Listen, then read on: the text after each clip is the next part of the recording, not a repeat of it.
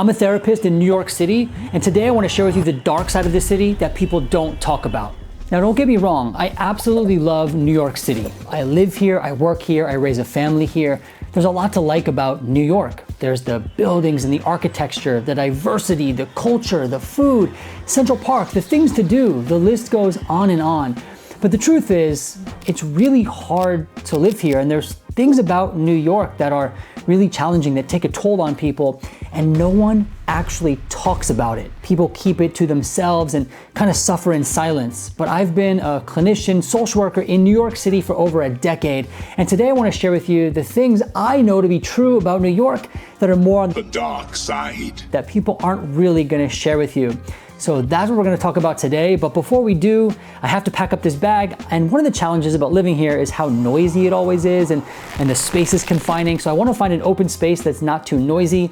I think I know exactly where I want to go, but we have to hop on the bike to get there.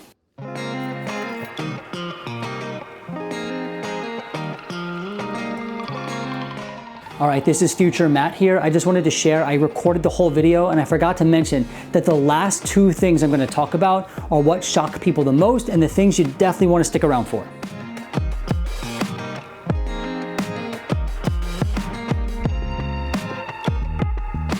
Okay, I think I found a spot that's mostly quiet and mostly private. However, the problem is it smells like absolute poop here. That is because right here, this is actually a water treatment facility. Yep, right there. So that is, I think, the poop of New York City. And in fact, I think I ran over some poop on the way here and got it all over my leg. So it's kind of a poop-filled video. Anyway, that leads me into the first point here, and I could talk about these things all day long. I really do like talking about this. And the first thing is that it's just really hard. It's hard to live here. Everything takes a lot of effort. I mean, even just to find a quiet spot, it's not quiet. The water treatment plant is loud. There's actually a guy doing yard work right here, and that's an Amtrak train above my head. It's probably gonna rattle the camera. Let's give that a second. Hopefully you can still hear me. It's mostly gone.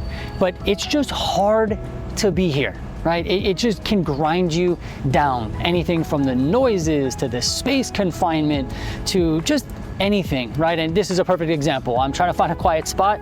There's actually a lanternfly crawling on my camera. I'm below an Amtrak train, which is apparently endless.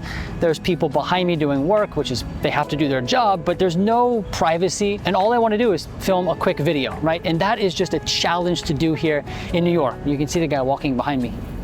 And there's the lanternfly. There's now a plane going by over my head. And number two, there's a ton of burnout here in New York City. The competition is fierce. Now there's competition for everything, but let's just use work for an example.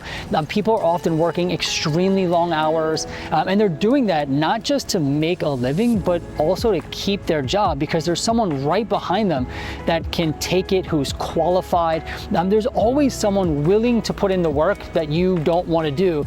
And I find that a lot of people are burnt out, not just because they want to do well at work, but because they feel like the competition is so stiff, there's no room to breathe. And it feels like people just have to constantly prove themselves, and they're always stressed out, feeling like their job or whatever it is they're doing is on the verge of collapse because someone's right there behind them. And so there's a lot of burnout here in New York City. That leads me to point number three, which is there's tons of competition and it feels like you're fighting for everything. Now, we used the example of work before, but we can even use the subway as an example. If you push onto the subway, that's right, you have to push onto the subway most of the time, especially rush hour, and you have to fight for a seat, even if you want a seat, right? Sometimes you don't, you just want to stand. Sometimes you have to fight just to stand. I got on the subway with my son the other day.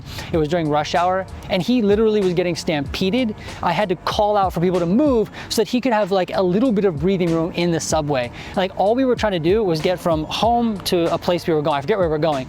And that was a challenge. It was hard. There was competition to find a place to stand on the subway. And that is rampant everywhere. Everything feels like a competition. Now, that's just commuting, right?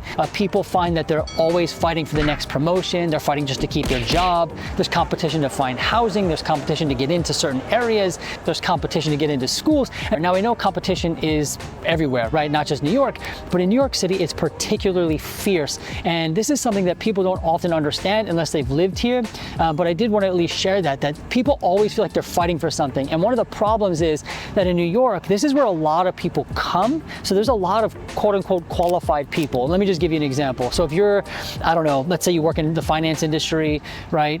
You're not the only one who's in the finance industry with your background, your degree, your skill set. There's probably a whole slew of other people with the same background, the same skill set, maybe even a little bit better, who's right there behind you. If you're trying to get housing, right? You want to rent an apartment. There are 20 people behind you who already have the finances in line, the application filled out. The competition's fierce, and it feels like it's like that for everything. And this leads me to the next point, which is that people are always comparing themselves to other people, and it's really hard not to. I mean, the competition that we just talked about is extremely fierce. So how do you not compare yourself to the other job candidates, right? How do you not compare yourself to the other people applying for the apartment? Because we're always competing, it feels like we always have to compare.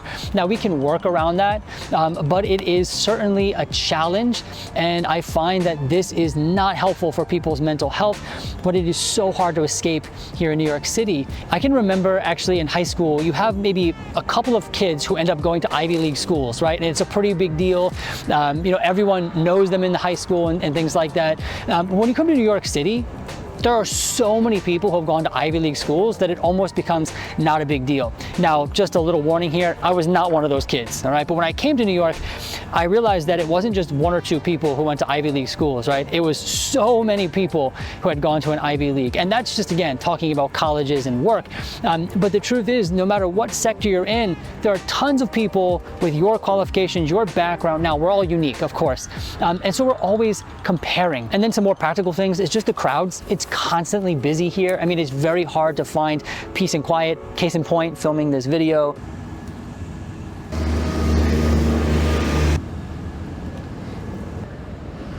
Another Amtrak train. Well, that's a loud one. But if we really get into the neighborhoods, I mean, it is packed with people almost all the time, and that just is what it is. And being around crowds can just wear on you, whether it be having to push through a crowd to get on the subway, to push through a crowd just to get to the grocery store.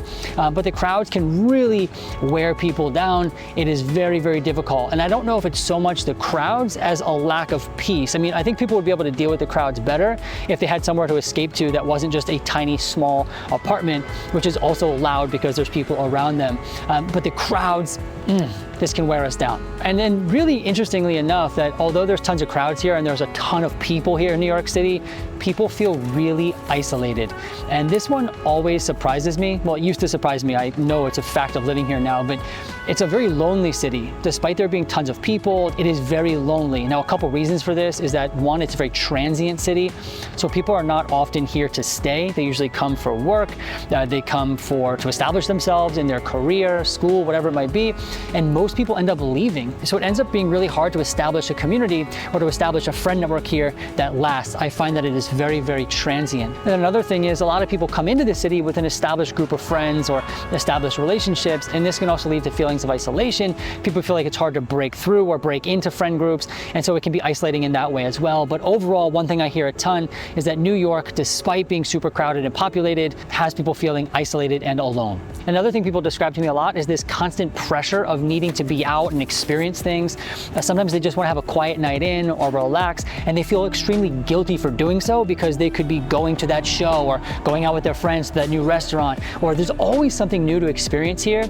And people move here with the excitement of all the things that there are to do, but then when you want a night just to chill out or you want a day just to do nothing, you feel guilty because you feel like, well, I'm not taking advantage of what's here. I'm getting bit by bugs for sure, and that hurts. They're not taking advantage of what's here, and so what happens is people spend all of their time and energy doing things and activities and experiences that they end up, again, kind of feeling burnt out because they take no time to relax. And when they do take time to relax, they feel guilty.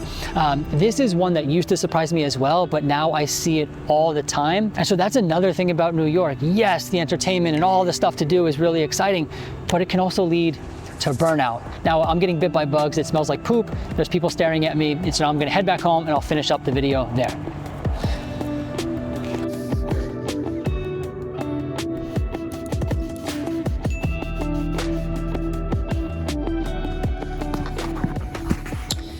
This is what was on my leg. It's got a bit of a yellowish color.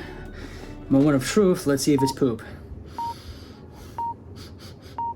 That got dangerously close to my face. I actually don't think it was poop. Yay.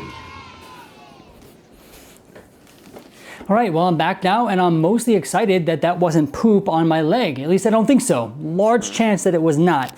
But hopefully this video doesn't scare you and persuade you to not come to New York City. I still believe it is an absolutely fantastic city, but I at least want people to be aware of the darker side, the side that people don't talk about.